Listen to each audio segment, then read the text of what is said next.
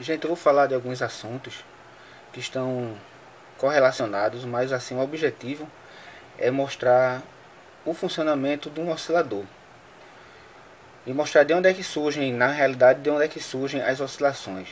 O que eu vou falar aqui, eu vou falar de um assunto muito profundo, embora de forma simples, porque eu não vou adentrar nos cálculos matemáticos. E, como eu tenho sempre dito, isso não é um tutorial, são ideias que eu espero que vocês correlacionem com outros assuntos aí ensinados e aprendidos que vocês já sabem e acrescentem de alguma forma ao conhecimento que vocês já têm. Então, assim, gente, eu coloquei aqui o nome Boltzmann, mas na realidade a ideia de Boltzmann surge depois da ideia que eu vou falar agora. Antes de Boltzmann, James Clerk Maxwell, ele, aquele que descobriu aí a forma como a luz viaja do Sol até a Terra e é, mostrou ao mundo as belíssimas equações do eletromagnetismo de Maxwell, certo? Esse mesmo Maxwell, ele tentou resolver o seguinte problema: como explicar, certo? Como explicar é, os fenômenos, os gases, as moléculas de gases quando dentro de um recipiente. Sabemos que dentro de um recipiente que contém gás, cada molécula dessa ela tem associada a ela uma velocidade, por conseguinte um momento linear, uma energia cinética. Então, como eu faria para descrever, para computacionar para descrever os fenômenos de todas essas moléculas dentro desse sistema fechado aqui? Como eu faria para resolver isso aí usando a física clássica, a ferramenta daquela época, né? Ou seja, para cada partícula, para cada molécula, eu teria que usar uma equação. Então ele viu que isso aí é impossível, não dá. São assim, só um mol de moléculas tem 6 acompanhado de 23 zeros, né? Então assim é um número assim inimaginável para a gente, não chega, a gente não consegue. Então Maxwell ele usou a ferramenta da estatística para explicar a teoria cinética dos gases. Certo? Então ele usou de médias, ele usou as ferramentas da estatística, a média ponderada, a média aritmética, a raiz média quadrática, para explicar esses fenômenos. E ele, usando da estatística, da ferramenta da estatística, ele conseguiu determinar, num determinado instante, em um instante, por exemplo, a probabilidade que teria essa partícula, qualquer partícula que eu escolhesse aqui, de qualquer molécula que eu escolhesse aqui, qual a probabilidade de determinar uma velocidade associada a ela, entendeu? Então, se eu pegasse desses zilhões e zilhões e zilhões de moléculas de gás aqui nesse sistema fechado, eu teria uma probabilidade, segundo a estatística de Maxwell, de que aquela molécula tivesse uma determinada velocidade. Eu teria, por exemplo, 60% que ela tivesse a velocidade tal. Então isso foi um grande avanço. Depois de Maxwell, Boltzmann ele deu uma definição maior do princípio da entropia. Eu sempre falo de entropia, gente, porque a entropia é um conceito extremamente importante que assim não está só na termodinâmica. A influência dela não é só dentro da termodinâmica, e sim é quase todos os ramos da ciência. E através do princípio da entropia que vai ser também explicado lá o início das oscilações dos osciladores. Esse vídeo eu acho que vai ser um pouco grande assim, deve durar 15, 20 minutos, até chegar na parte final que é interessante sobre os osciladores, já que o canal é um canal de eletrônica e eletricidade, mas é bom saber dessa correlação, que relação tem o calor com a eletricidade, o que é que o calor tem a ver com os osciladores, certo? Então eu estou tentando passar para você a ideia sem entrar na matemática. Talvez eu não tenha nem esse conhecimento profundo de matemática para explicar isso aí, mas essas ideias vão ajudar, como eu disse antes. Então vejam, gente, Boltzmann ele teve uma ideia, uma perspectiva diferente também. Ele disse o seguinte: nesse mesmo sistema fechado aqui que contém o gás, certo? Zilhões e zilhões de moléculas de gás aqui espalhadas, umas interagindo com outras tal. Ele disse o seguinte: a maior probabilidade, a maior probabilidade de se encontrar o gás dentro desse recipiente vai ser dessa forma aqui, totalmente espalhado. Mas também existe uma probabilidade de todo o gás estar confinado aqui numa região local, aqui assim, ó, ou noutra dessa, ou aqui no meio, ou aqui do lado, ou aqui do outro. E cada probabilidade dessa, certo? Ele chamou de microestados ou flutuação de energia, certo? Então assim, a probabilidade dessa aqui é maior, bem maior. essa aqui é bem pequena, quase zero, essa aqui é bem pequena, quase zero, essa aqui também. Só que todas essas probabilidades no final, elas vão ser consideradas numa média estatística e elas vão determinar, por exemplo, propriedades macroscópicas, como a pressão e a temperatura. Então veja a visão dele aqui, ele entrou num mundo muito pequeno, ele entrou aqui como se ele tivesse entrado dentro desse recipiente e vissem as coisas como elas realmente são. E aí, ele, por conseguinte também, ele desenvolveu o conceito de entropia. A gente viu lá que a entropia, o Rudolf Clausius, ele descobriu a entropia como algo que aumenta mesmo quando a energia se conserva, certo? Ou seja, num sistema fechado há uma troca de energia, a energia não se cria, não se destrói, ela se transforma, como a gente viu também até nos circuitos osciladores, mas ela se degrada. A energia se degrada, ela sempre tem uma quantidade que está sempre num sistema fechado, ela não se conserva, ela está sempre aumentando. E essa quantidade é entropia, é uma degradação da energia. A energia tem um formato mais ordenado e ela parte para um formato mais desordenado. E o que ele fez foi medir esse grau de desordem, certo? Através de uma fórmula muito conhecida, que é essa aqui. S, que é a entropia, é igual a constante de Boltzmann vezes o logaritmo do número de microestados possíveis dentro daquele sistema. Então cada estadinho desse aqui, ó, são estados possíveis, né? São também muitos estados possíveis. E cada estado desse aqui, mesmo tendo uma probabilidade pequena, no final das contas ele vai somar para descrever o sistema como um todo. Certo, gente? Então assim, vimos aqui Maxwell, que usou a estatística como ferramenta para a descrição de fenômenos que é impossível descrever individualmente, certo? E eu quero fazer uma correlação aqui também com um matemático que veio até mesmo antes de Boltzmann e antes de Maxwell, que foi Fourier. Fourier, ele descobriu, através também do estudo do calor, da distribuição do calor, ele descobriu que uma função matemática é composta de infinitas funções matemáticas periódicas, certo? Ele fez isso aqui, começou através do estudo do calor e ele teve essa definição aqui que é importantíssima e que vai ter influências, inclusive, na física quântica, na denominada equação de onda de Schrödinger. Então, o que é que Fourier descobriu e que é importante para a gente, para a eletrônica, por exemplo? Ele descobriu, por exemplo, qualquer função, uma onda, essa onda aqui descontínua, essa onda quadrada, gerada no oscilador estável, por exemplo, no circuito 555. Ela tem aqui 5 volts, aí aqui ela descontinua, aí ela baixa aqui para menos 5 volts, supondo uma alimentação simétrica, certo? E assim ela continua, período por período assim. O que é que ele descobriu? Que essa função aqui é uma soma de infinitas senoides. Aqui é a harmônica, certo? Aqui é fundamental que diga, aqui é a frequência fundamental, que vai ter a mesma frequência dessa aqui. E séries de outras harmônicas com amplitudes menores. Percebam que eu vou acrescentando aqui ad infinito, entendeu? Eu vou somando aqui, seria mais outras, que seriam com frequências múltiplas, mas de amplitudes menores. Percebam, se a gente forçar um pouquinho, não digo nem forçar muito, percebam que esse fenômeno aqui, ele tem mais ou menos uma correlação com esse que eu acabei de dizer, ó. Percebam que tem um que tem uma maior probabilidade, que tem uma amplitude maior aqui, que é a fundamental. É a onda fundamental, a senoide fundamental, que tem a mesma frequência dessa aqui, da que eu quero descrever.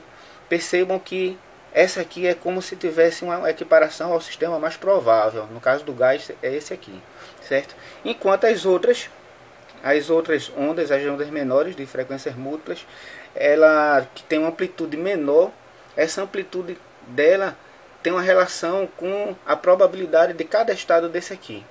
Perceba que quanto menor é a probabilidade, menor é a amplitude da onda. E a gente vai ver que o sistema você pode descrevê-lo tanto como onda, tanto como partícula. Gostaria de fazer um pequeno adendo nessa explicação para falar da equação de onda de Schrödinger. Isso aí já é da física quântica. Schrödinger vai descrever qualquer sistema físico baseado muito parecido com esse sistema aqui de Fourier, certo? Ele vai descrever o sistema físico como uma equação de onda. E essa equação de onda vai ter várias equaçõezinhas dessas pequenas aqui, e ele vai chamar de densidade de probabilidade, ou seja, ele vai dizer, ele vai equiparar cada amplitude dessa onda aqui como o mais provável ou menos provável. Se essa amplitude aqui for maior, é mais provável que aquilo aconteça. Se essa amplitude for menor, é menos provável que aquela outra coisa aconteça. Eu vou fazer uma analogia para vocês entenderem. Por exemplo, gente, isso aqui é uma analogia, certo? Estou descrevendo aqui a posição de uma abelha, certo, em relação a um determinado ponto no espaço. Aí eu botei aqui a colmeia, eu botei uma árvore, certo? E esse aqui é uma abelha só, tem vários pontos aqui, mas é uma abelhinha só, certo? Então, se eu fosse descrever isso aqui em termos de posição, né, eu ia dizer que eu iria fazer várias medidas, né? Durante todo o dia eu ia chegar lá de 7 horas da manhã, aí anotar e ia ver que ela está aqui perto da colmeia. De 7 e 5 minutos depois eu ia ficar lá. Ia ficar assim, feito um obsessivo, 5 minutos, até o final do dia. Eu ia perceber o seguinte, que na grande maioria das vezes que eu observei, essa abelha estava aqui, próxima à colmeia, certo? Algumas vezes eu observei, poucas vezes ela estava aqui, em cima da árvore, outras vezes estava aqui embaixo, outras vezes estava aqui, bem pouquinho, certo?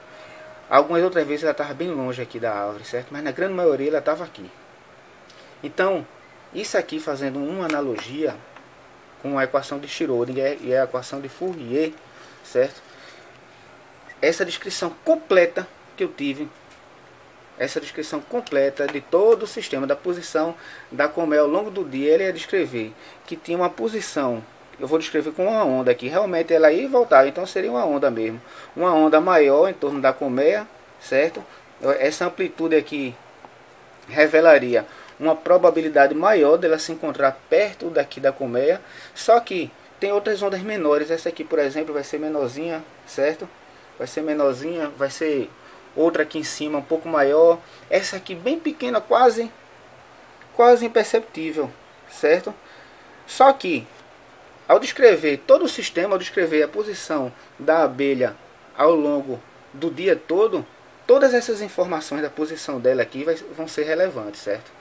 No caso aqui de Boltzmann, todas as informações acerca de todos os estados possíveis, eles vão ser relevantes para determinar propriedades macroscópicas, como a pressão e a temperatura.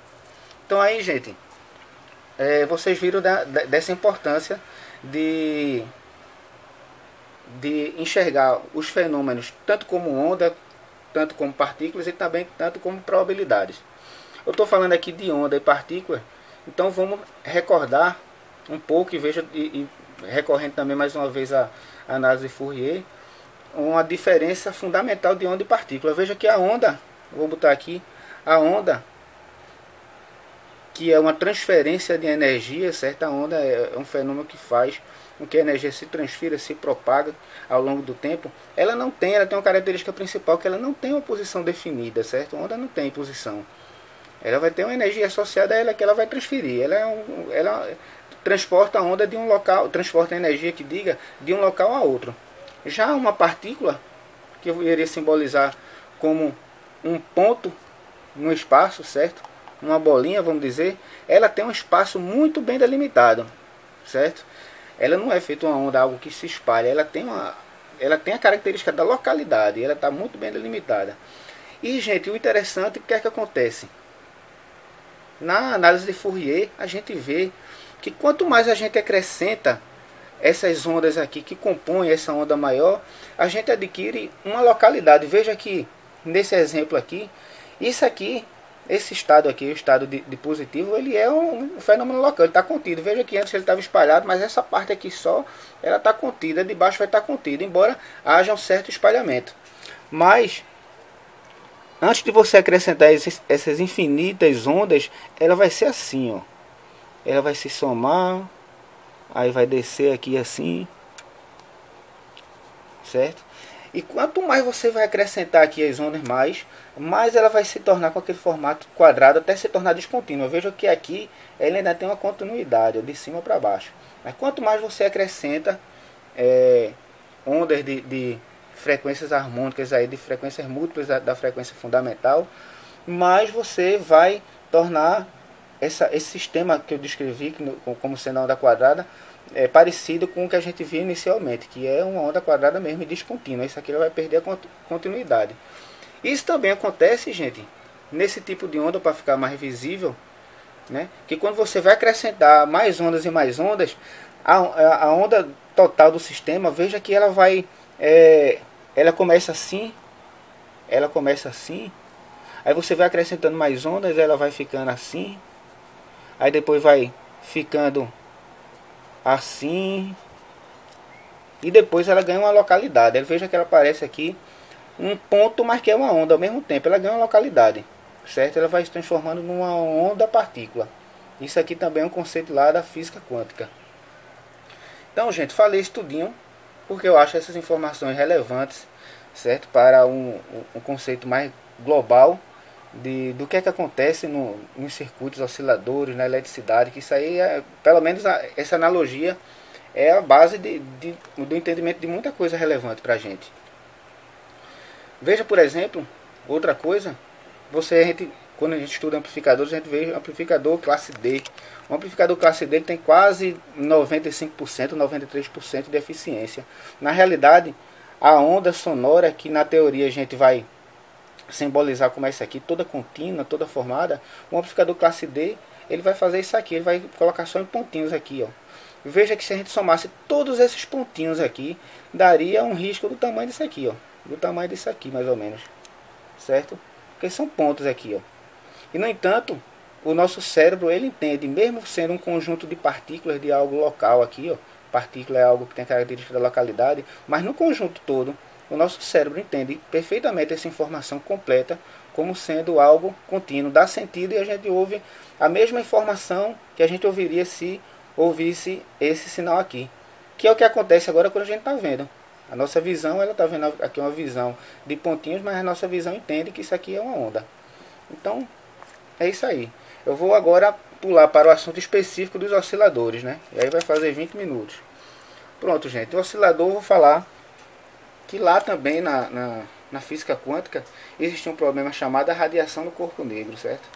E a radiação do corpo negro é um experimento mental de um corpo que absorve a energia completamente, mas que dentro dele, o calor, a radiação em forma de calor, ela se emite aqui nas paredes e lá ela fica guardada, certo? E aí eles fazem um buraquinho, uma cavidade, e nesse buraquinho sai uma determinada radiação, que é chamada de radiação de corpo negro. Pois bem, Max Planck, que é um dos pais da física quântica, quando ele foi analisar esse problema, né, e aí posteriormente ele vai deduzir que a energia são múltiplos inteiros de um número, né? A energia tem uma relação com a frequência e que essa energia é um múltiplo inteiro de um número. Então, ele quando pensou no corpo negro, ele pensou o seguinte, que as paredes do corpo negro são formadas por bilhões, zilhões e bilhões de micro-osciladores, iguaizinho aquele, gente, que a gente viu lá, o circuito LC paralelo, e que a gente fez até um desenho assim, né? Um desenho com um capacitor. Essa bobina aqui na realidade vai ter um resistorzinho, mas ele tem esse desenho aqui, é uma configuração mental. Mas da mesma forma que eu fiz esse desenho para explicar um oscilador elétrico, eu poderia fazer um sistema de molas, certo? De mola e peso, ou assim, vertical, certo? Para descrever o fenômeno ondulatório, eu iria perceber que as equações usadas para esse sistema ondulatório aqui, mecânico, seriam praticamente idênticas. Idênticas não, mas muito semelhantes, porque esse aqui é um sistema mecânico e esse aqui é elétrico, né? Você veria a bola aqui, o elemento inercial, se comportando como um resistor no circuito elétrico. Você veria a mola se comportando como um capacitor ou como um indutor, certo? Então, assim, as equações são bem semelhantes mesmo. Se eu trocar os elementos, eu posso dizer que são idênticas. Então, ele disse que no corpo negro existem bilhões e zilhões incontáveis. Naquela época não existia nenhum conceito de átomo como a gente tem hoje. Mas cada átomo desse ele vibraria numa determinada frequência. E seriam, na realidade, bilhões, infinitas frequências, porque são infinitos osciladores, assim, infinitos mesmo, como algo incontável. Algo assim que a gente não tem noção da quantidade, o número tão grande que é. Então são infinitos osciladores. Você se lembra que eu tinha falado lá de Maxwell, como eu vou deduzir eu vou deduzir algo, descrever algo, se tem uma quantidade tão grande do elemento particular de cada oscilador? Como é que eu descreveria esse sistema do corpo negro vibrando com zilhões e zilhões de osciladores e frequências diferentes? Eu descreveria usando a estatística, foi o que Maxwell fez ali, usaria também o que Boltzmann fez. E a estatística a gente sabe que tem, os valores da estatística, ela sempre tem assim a curva, você tem a normal gaussiana e tem outras curvas normais, e você vai vendo os valores mais frequentes que aparecem, os desvios padrões, certo? E ali você vai descrever o fenômeno baseado nessas conclusões aqui. Pronto, gente, agora finalmente chegaremos ao oscilador. No oscilador, gente, em qualquer condutor elétrico não existe um condutor perfeito, certo? Não existe um condutor que tenha condutividade completa, certo? Sempre vai ter lá um resíduozinho, uma resistênciazinha interna, sempre vai ter uma radiação em forma de calor. Então dentro do condutor, assim como também você tem lá nos gases e tal, você vai ter elétrons vibrando, e esses elétrons vão se comportar como micro-osciladores. Eles vão vibrar em várias frequências. Claro que vai ter algumas frequências mais comuns, outras menos comuns, assim como a gente viu nesses estados aqui todos, mas vão ter várias frequências infinitas, entre aspas, frequências, certo? E o que é que vai acontecer, gente? Quando a gente aplica um circuito oscilador, a gente tem basicamente um circuito aqui ressonante, que ele vai se comportar como um filtro, certo? E a gente tem um amplificador que vai reforçar aquela frequência que a gente quer. Então, se dentro dos condutores aqui, dos fios aqui dentro aqui no circuito amplificador, a gente tem zilhões e zilhões de osciladores, de micro osciladores, certo? A gente vai escolher aqueles osciladores, aqueles poucos osciladores que tem a frequência que vai ressoar com esse circuito aqui, ou seja, esse circuito ele vai rejeitar os outros osciladores que não têm a frequência compatível com a dele, que não vibrem com a frequência compatível com a dele, e vai selecionar aqueles elétrons que vibrem com a frequência que ele foi calculado aqui. Então esse circuito aqui ele vai meio que filtrar, ele vai filtrar, certo? E vai deixar uns elétronzinhos, vamos supor que esse elétron aqui, por exemplo, tenha 1 MHz de frequência, esse aqui tenha 100 MHz, certo? Aí ele vai, o que é que ele vai fazer? Ele vai rejeitar esse de 100 e vai escolher os elétrons que tenham 1 MHz. E no início, esse micro oscilador, que é composto de um elétron vibrando só, ele vai ter um sinal bem pequeno, gente. O sinal dele bem pequeno, diminuto, certo? Mas vai existir esse ruído térmico, eu vou chamar ele de ruído térmico. Então esse sinal pequeno, ele vai ser selecionado por esse filtro e vai entrar aqui no amplificador, vai ser o sinal inicial do amplificador. O amplificador ele vai reforçar esse sinal de 1 MHz e vai jogar de novo para a entrada passando pelo filtro. Esse filtro vai fazer um segundo reforço aqui e aí vai entrar de novo. Então cada vez que passa por aqui pelo circuito ressonante, o circuito ressonante cada vez mais vai rejeitando as outras frequências, cada vez mais vai selecionando aquele elétron que vibre com a frequência de 1 MHz. Isso aí vai fazendo com que o sinal de 1 MHz se amplifique, fique maior, certo? Vai se amplificando, amplificando, até chegar a um ponto que eu tenho que parar essa amplificação, senão o oscilador vai saturar. Então vai chegar no ponto que eu vou diminuir, fazendo com que essa oscilação já com amplitude suficiente que eu deseje, ela fique constante e não amplifique mais. Então os osciladores, nesse caso, tem esse funcionamento. O outro tipo de oscilador, que são osciladores de comutação, são aqueles que a gente já conhece, né? Os osciladores estáveis aí, que eles mudam de estado. Ou você vai ver, no caso um transistor, ou ele estando no corte, ou ele estando na saturação. Ele não vai ter estado intermediário, ele não vai produzir, por exemplo, uma senoide. Ele vai produzir ondas assim que entram em comutação, que vá para cá e chega aqui, pá, entra, corta e vem para cá, e saturação, ou vice-versa, e vem. Ou ele vai estar com a porta aberta ou fechada, ele não vai estar nunca com valores intermediários como esse aqui. Vão ser circuito de comutação. Tem aquele circuito assim de vem para cá e chega aqui, descarrega e vem para cá de novo, dentro de serra, vem para cá. São circuitos de comutação. Aquele outros de pico, que dá um pico aqui e vem para cá e chega aqui, dá outro pico. Pronto, circuito de comutação. Já esses aqui não. Esses aqui, a lógica desses é essa que eu acabei de explicar. Ele vai aproveitar o ruído térmico do interior do condutor E esse ruído térmico onde é que vem? Vem de zilhões e zilhões de osciladores que vivem em frequências infinitas. Ele vai selecionar uma frequência e aí vai oscilar, certo? Esses aqui são mais usados em altas frequências de circuito de rádio, o LC, certo? E aqui é um oscilador também que ele vai ter um cristal, certo, gente? Esse cristal, ele tem umas fatias e ele é cortado de uma forma, de um ângulo geométrico. A geometria tem tudo a ver também, mas algo mais profundo que não vai caber aqui. A geometria tem tudo a ver também com a determinação da frequência. Então, esse cristal que tem nos osciladores a cristal que vendem por aí, tão comuns, eles têm uma propriedade chamada propriedade piezoelétrica. Quando você deforma, aplica uma tensão elétrica no cristal, ele se deforma e essa deformidade dele vai gerar uma onda com uma frequência muito bem definida, certo? Ele é um cristal, o cristal tem uma certa arrumação, uma certa ordenação de elétrons e aí ele vai, devido à estrutura dele em ordem, a estrutura dele bem formada, ele vai gerar frequências muito bem definidas. Por sinal, gente, fazendo um parêntese, o cristal ele é um sólido, certo? Como qualquer sólido, ele tem uma entropia muito baixa. Por quê? Porque se você colocasse aqui, ó, lá voltando lá, em Boltzmann, aqui eu botei um gás, mas se eu tivesse aqui um sólido, um cristal, ele teria apenas uma forma de ordenação. Ele teria aquela forma sólida dele os átomos configurados daquela formação e ele teria uma entropia de ordem 1. Certo? Entropia não, é uma ordem 1, de probabilidade de ordem 1. E desordem quase igual a zero, porque você só teria realmente aquele estado mesmo, ele é sólido, é um sólido.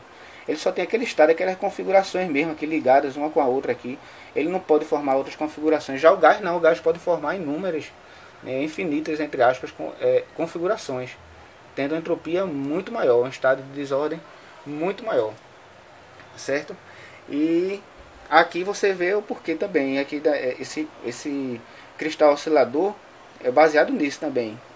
Só que ele tem a propriedade de quando aplicado uma tensão elétrica nele e ele se deforma, ele gera um senoide com uma frequência que praticamente não muda. É um circuito que vai produzir um sinal com uma estabilidade enorme, entendeu?